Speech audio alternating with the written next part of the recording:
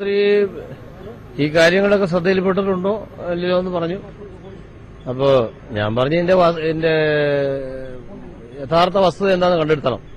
എന്തെങ്കിലും നിയമ വിരുദ്ധമായിട്ട് നടന്നിട്ടുണ്ടോ, അല്ലെങ്കിൽ മന്ത്രി എന്നുള്ളതിൽ ആ സ്ഥാനം ദുർവിനിയോഗിച്ചിട്ടുണ്ടോ, പുള്ളിയുടെ മക്കള് ആണെങ്കിലും മക്കളുടെ ഭാഗത്തു നിന്നൊരു തെറ്റ് വന്നിട്ടുണ്ടോ, ഈ കാര്യങ്ങളൊക്കെ ഒന്ന് നിഷ്പക്ഷമായിട്ട് അന്വേഷിച്ച് അതിന്റെ ശരിയായൊരു വിവരം CM ശേഖരിക്കണമെന്ന് ഞാൻ പറഞ്ഞു. അല്ല, എൻക്വയറി എന്ന് പറഞ്ഞാൽ ഇപ്പൊ അത് എന്താണ് അതിന്റെ വസ്തുത എന്നുള്ളത് കണ്ടുപിടിക്കണം. അതിനുള്ള മാർഗം എന്താണെന്ന് CM സ്വീകരിക്കുക. ചീഫ് സെക്രട്ടറി തല അന്വേഷണത്തിന് PJS ആവശ്യപ്പെട്ടിട്ടുണ്ടോ? അല്ല, ഏതായാലും ഒരു ജില്ലാ കളക്ടറുടെ മാത്രം റിപ്പോർട്ടിന്റെ പുറത്ത് ഒരു മന്ത്രിയുടെ പേരിലൊരു ആക്ഷനും പറ്റൂലല്ലോ. അപ്പൊ അതുകൊണ്ട്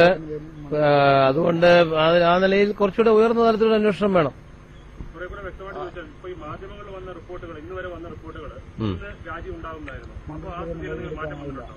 ഇന്ന് രാജി ഉണ്ടാകില്ല.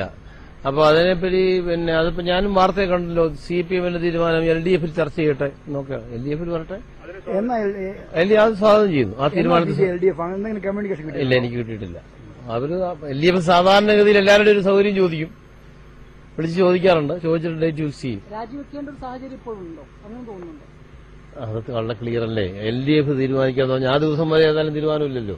അങ്ങയുടെ ഒരു കാര്യം, അങ്ങയ്ക്കും പാർട്ടിക്കും ഈ അടിക്കടി ഉണ്ടാകുന്ന ഇത്തരം ദുര്യോഗങ്ങളുടെ എന്താണ് അതിനെപ്പറ്റി പറയാനുള്ളത്? ഇതേ അങ്ങനെ ഉള്ള സ്ഥിതിയില് ഈ ഞങ്ങളുടെയൊക്കെ റെക്കോർഡ്സ് വളരെ ട്രാൻസ്പെയറന്റ് ആണെന്നാണ് എന്റെ അഭിപ്രായം. അതില് അസ്വസ്ഥതയുള്ള കുറച്ചുപേരൂടെ ഉണ്ട്. നിങ്ങൾ നോക്കിയാൽ കാണാം, ഒരേ ആളുകളാണ് ഈ ആക്ഷേപം ഉന്നയിച്ചുകൊണ്ട് നടക്കുന്നത്. ഒരേ ആളുകളാ. അപ്പൊ അവരുടെ അസ്വസ്ഥതയുടെ കാരണമൊന്നും ഞാൻ പറയേണ്ട കാര്യമില്ല. ചില നഷ്ടബോധങ്ങളൊക്കെ ഉണ്ട്. അപ്പൊ അതുകൊണ്ട് അവരാണ് ഇതിന്റെ മുന്നിൽ നിന്ന് ഉന്നയിക്കുന്നുള്ളത് ശ്രദ്ധേയമല്ലേ.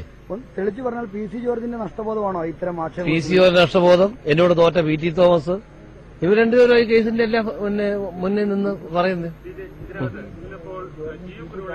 മുഖ്യമന്ത്രിയെ നേരിട്ട് വന്ന് കണ്ടിട്ട് പറഞ്ഞ് ഞാൻ നടത്തിയ ബിസിനസ്സാണ്, എന്റെ പിതാവിന് ഇതിനകത്ത് പങ്കില്ല, അതുകൊണ്ട് അദ്ദേഹത്തിന്റെ പേരിൽ ഈ രാഷ്ട്രീയത്തെ കുറിച്ചൊന്നും അദ്ദേഹം പറഞ്ഞില്ല.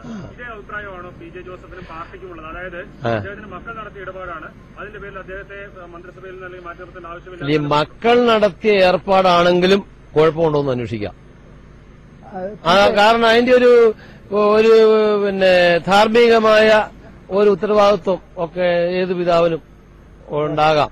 എല്ലാവരും ഒന്നും അതേ നിലപാടല്ല സ്വീകരിക്കുന്നത്.